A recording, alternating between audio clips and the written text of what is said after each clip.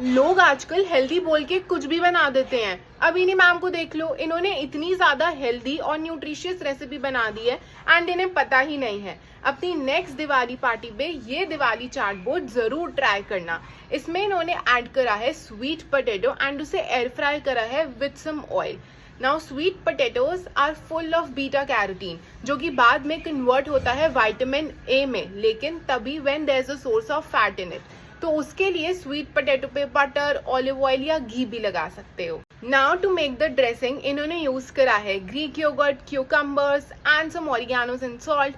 आप क्यूकम्बर्स के साथ साथ बीटरूट भी ऐड कर सकते हो या कोई भी वेजिटेबल जो अवेलेबल हो to increase the overall fibre intake of this recipe.